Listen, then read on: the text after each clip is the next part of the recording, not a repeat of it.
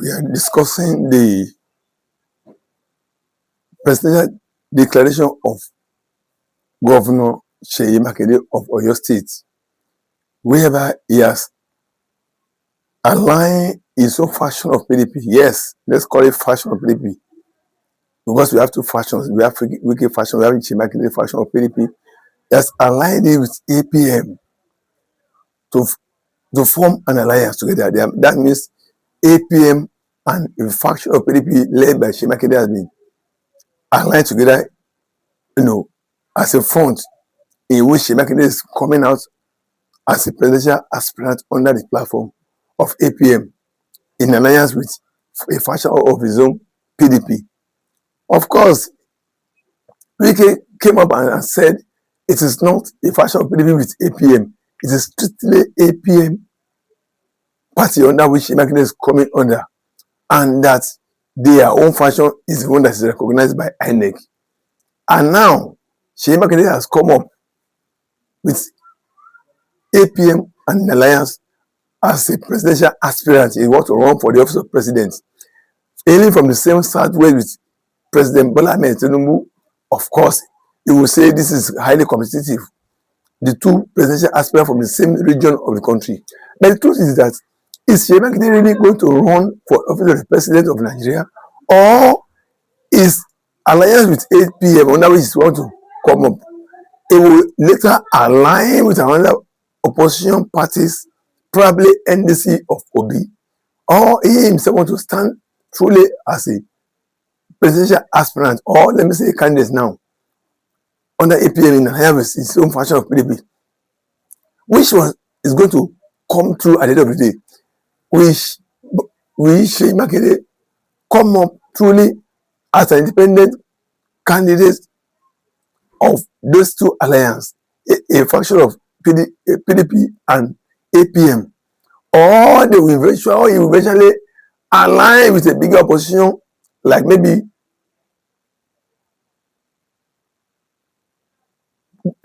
former Governor Peter Obi of NDC, or even maybe the ruling party APC itself, who knows? Because Nigerian politics can never be trusted. This is an issue we are trying to examine and see what is the reality of what is to come. Now, let us consider this thing. We have about 3 candidates from South now. We have Bola Ahmed Tinubu of APC. We have Seyi Makinde of APM in alliance with a faction of PDP, which he leads. We have Peter Obi of NDC. These are the 3 major candidates from the South. We don't know whether Jonathan will join them. I wonder which party is going to come up because it's indicated his interest to run, and it's the only one to consult widely. The issue now is that what will now shape the pattern of election 2027? I mean presidential election. What will shape it now? Is it that you have 2 major candidates from South, Obi and President Bola Ahmed Tinubu, or we have 3 wrong candidates, 3 wrong from the South? Seyi Makinde of PDP in alliance with APM, Governor Peter Obi of NDC, President Bola Ahmed Tinubu of APC. With these 3 candidates, would they be the 3 candidates that will come out from the South? Or Seyi Makinde of APM will later align with Obi, so that it will remain Obi and President Tinubu? Or will Seyi Makinde align with Tinubu, so that it will become Obi and Tinubu as well? Where will Seyi Makinde eventually find himself at the end of the day? These are the major issues we are resolving. Don't forget that they have a formidable candidate from the north of Atiku Abubakar of ADC, who is contesting, who has not dropped his ambition. He has obtained the form of ADC, he has filled this, he has submitted it. He's waiting for whoever wants to come up from the south against him, particularly on a major way. Obi, Atiku, Seyi Makinde. Now the question now is this: where does this presidency sit in 2027? Will the people of the South scrapping for the vote of the South? If it's going to be shared among the three of them, between Obi, between Seyi Makinde, between President Bola Ahmed Tinubu, and the vote of the North, majority particularly from the Northwest, which is dominated by the Fulanis, where Atiku hails from, will they be able to compete with Atiku in these areas when Atiku will be trying to enjoy a block vote from this region? What about other parts of the North, like North Central, Northeast, like Bauchi, Gombe? Will Adamawa, will these southern candidates want to share their own vote in the South? Will they be able to compete with Atiku in these areas? These are the issues we are examining and see. These southern candidates of southern candidate origin who are sharing their own votes among themselves, what will be their loss at the end of the day? Who will stand out among them to that will be able to stand out against Atiku from the north, knowing fully well that Atiku is likely to enjoy block votes from the north, but as well from northwest.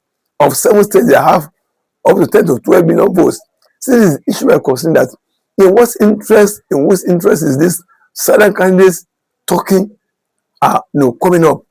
Would they allow the remaining 4 years of southern presidents to slip to the north? Because if they don't take care, if the care is not taken, the unexpected may happen. The article they think they will not have votes may secure good vote from the north, except something else happen, except the system change the system, except the system manipulate the result. I think the only single formula candidate from the north is likely to enjoy this block vote from the region, and the remaining southern candidates will share their own, and will still pick 1 or 2 little from the south. So eventually, if Atiku does not win eventually, or one candidate did not win actually from the south as well, it may end up having what you can guess in your own mind. What will it end up to? Just you can imagine it. A runoff election, and we have to run off. If you have runoff election from, that means there's one person from the north and one person from the south. With the type of votes that normally come from the north, are you sure that the north will not mobilize themselves en masse and give the votes to their men? Because we have never been recording millions of votes from the south. And most of the northern votes are usually in millions. That means one vote of the state of north overrun the vote of the south. That means eventually the presidency may swing to where we never even expected it to be in 2027. This is what we must take note. We must be aware and have it at the back of our mind that who knows, as much as we want the presidency to be retained in the south, either south, whichever way it is, but the way our southern counterparts are coming up and sharing their votes in the south, it may end up playing to the hands of the northern politicians who want a block vote, majority vote for their own formidable man, Atiku, which may result to runoff. And when there's a runoff, who knows, he may emerge as the eventual winner of the presidency of 2027, except the system manipulates it.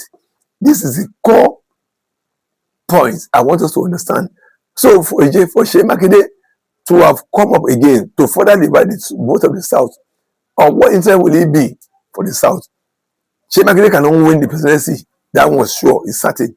But will it divide the vote of Obi and Atiku? Divide Obi and President Bola Ahmed Tinubu and let it be in favor of Atiku of the north? This is where the emergence of Seyi Makinde further to divide the vote of the south is calls for serious attention, serious look, serious consideration, because the more we splinter our vote into different functions, whereas the north is trying to concentrate their own vote towards their formidable one-person candidates of Atiku Abubakar. Do not be surprised that at the end of the day, if the north picks the presidency, if there's a runoff, in case there's no actual winner among the rest, and the leading 2 candidates now go for runoff, if they eventually end up in the favor of Atiku, then the south knows that they are the one that caused their downfall. They instead of uniting to come up with one formidable candidate, because of their intention to destroy themselves from power, they have considered power to the north, and they will only rule for 4 years and not to take it. This is what I want them to understand. Thank you very much.